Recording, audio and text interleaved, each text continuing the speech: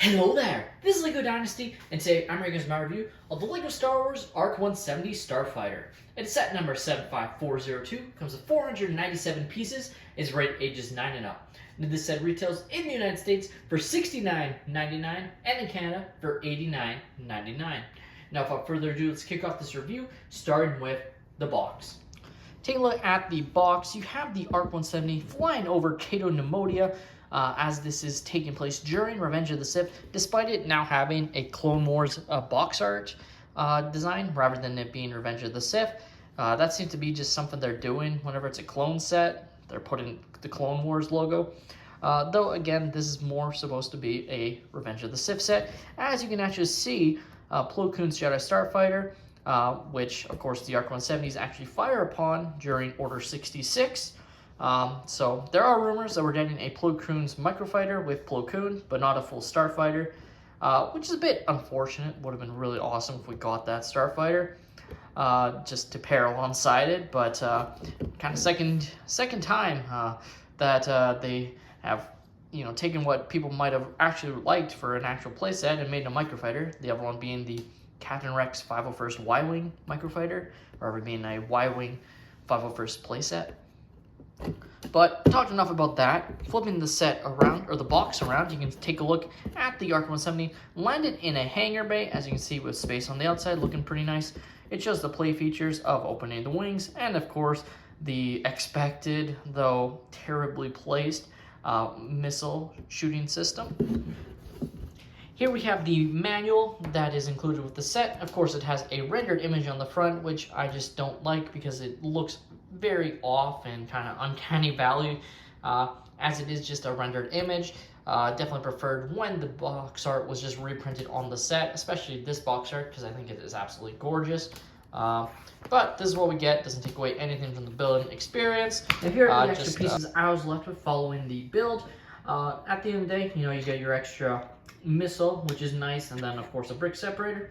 But there's some nice extra pieces, including an extra LEGO Star Wars pistol, and then this extra rod piece that I checked multiple times. Like, this is a straight up extra piece, as it's used for the cannons, and there's no other place for it. So definitely nice to get those sort of pieces as extras. Taking a look at our first of 3 minifigures that are included in the set, we have a regular clone pilot. Now, it should be noted that there is only the difference in the helmet for these pilots, as they are all the exact same. Otherwise, there's no extra insignia or anything on their prints. Still very nice clone pilot bodies. Looks very awesome. You have the leg printing. No arm printing, though, unfortunately, but back printing looks excellent as well. And, of course, they have the same skin tone to represent how they have updated the clones, which is definitely nice to see that consistency. No double-sided face prints, so you just did the one with the goggles.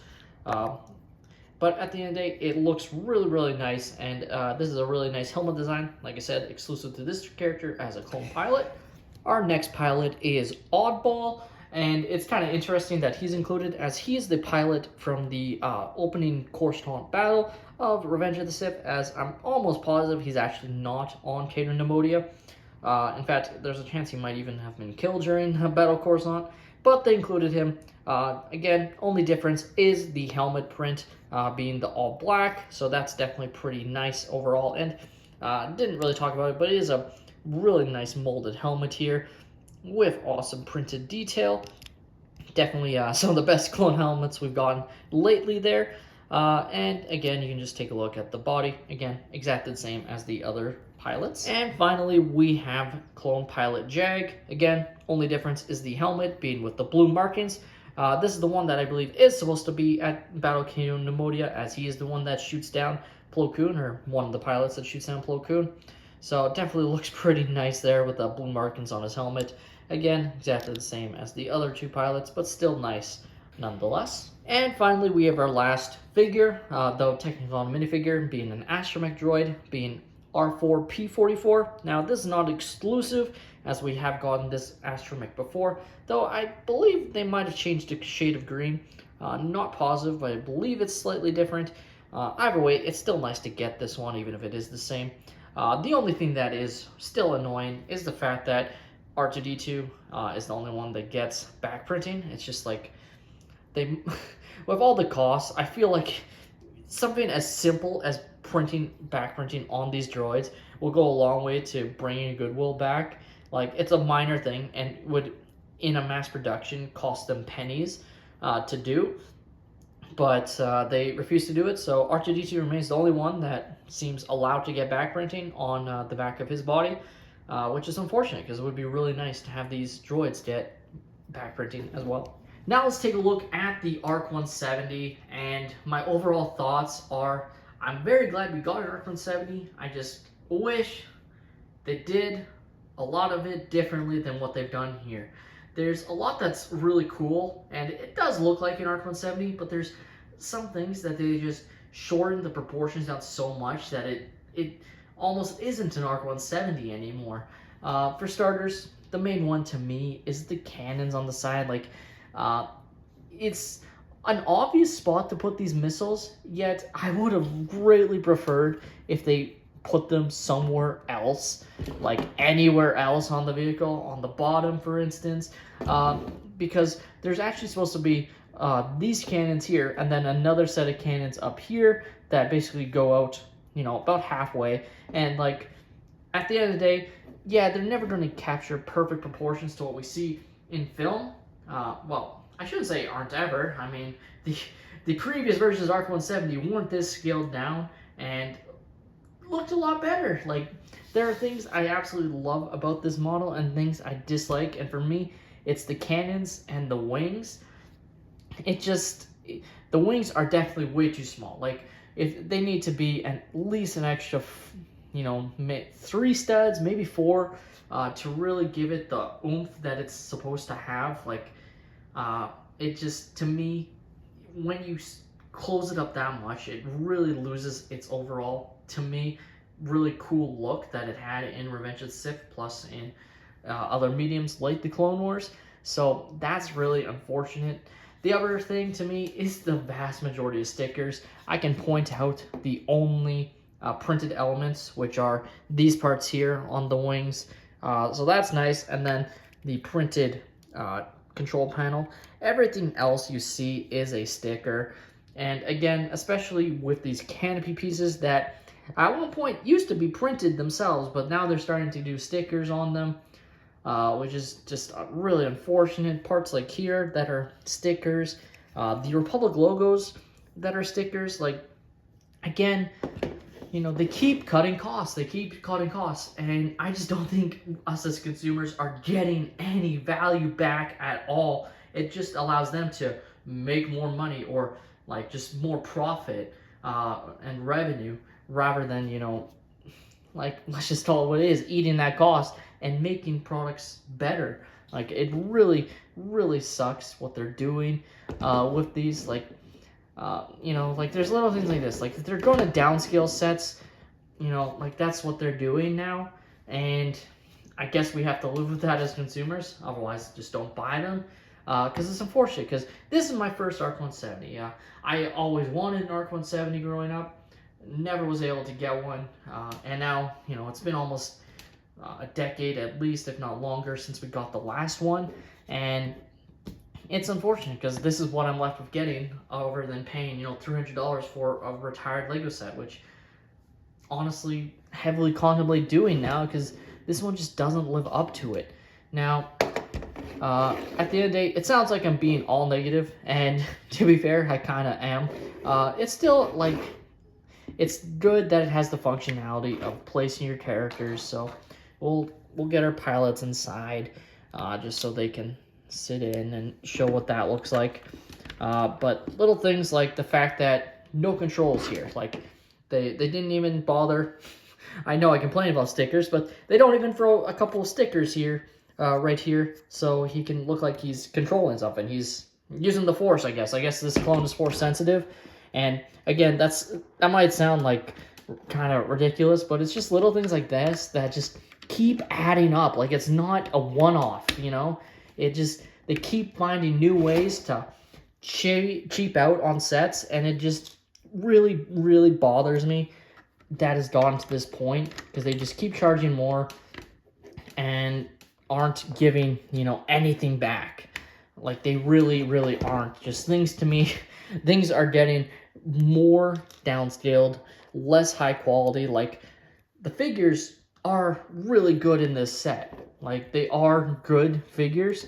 But again, like nitpicks, like you're gonna charge this much for this set, why not give them extra arm printing? You know, it's not like you're gonna do these, do another ARC 170 in the next few years. Like, just throw it in there. Taking a look at the pilots inside, and I have to say it does look pretty nice with all of them inside, along with the droid looking pretty nice there. And then again, you can see our clone pilot that's using the Force since he has no controls to fire. So that's definitely really cool that LEGO retcon to have this clone using the Force, because he has no controls to use the weapons.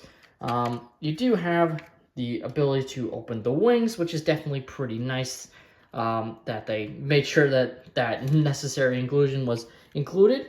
And it looks pretty good when the wings are in attack position. It has pretty good switchability, and the set itself is very stable, and maybe that's why they went with such short wings, because they felt like, you know, making it larger would have really harmed the you know, ability for the wings to stay together, and maybe that is the case, but I still feel like it sacrifices too much with how short it is. Like I said, you do have the missiles on the side, which, you know, I personally hate the look of here, but it's included. We'll see if people really like it. Obviously, you press down on it and it fires. Same on the other side, just like that. And then you're given an extra one in case you lose any. Though again, they don't give you a spot for you to have your characters like have a place to put the extra missile, along with the extra weapons. You know, back in the day, it used to be commonplace that sets like these that had characters have weapons would have a little crate for you to place them inside, and that's just something that has been lost with them downscaling the set.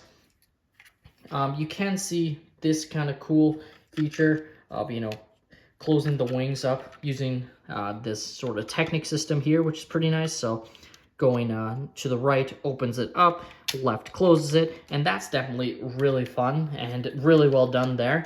So that's definitely a good aspect of the set. The engines on the back leave a bit to be desired, in my opinion. I just think they aren't looking that imposing or look that well compared to the source material, which I think does matter in sets like these, like especially when it's been this long since we've got an ARC 170. This is another aspect that I really dislike, is the fact that because of how much they've downscaled the set, in the past this would be walled off for this astromech droid, but instead the astromech becomes the wall.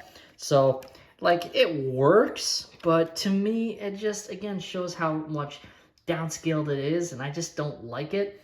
I don't like that you have to open up the cockpits to have the astromech come out. There's no ifs, ands, or buts about it. This is a terribly downscaled set, and it's great we got an ARC 170. I was so excited when the set got announced, but just like a lot of LEGO Star Wars playsets the last few years, it just really disappoints in hand. At the end of the day, I wish I had more positive things to say about it. I love the clone pilots. You know, at the end of the day, they're all the same. It's just the helmet differences, but that's still pretty nice. The astromech droid, it's a really cool color scheme, even though, again, it's not really exclusive, though it might be slightly updated. I believe it was in the last ARC 170, but at the end of the day, like, it's great to have it included. Just again, like, at its price, like, wait for it to go on sale or pick it up on double points. Like, I waited for double points for this set, so I got a little bit back, so I basically got 20% back.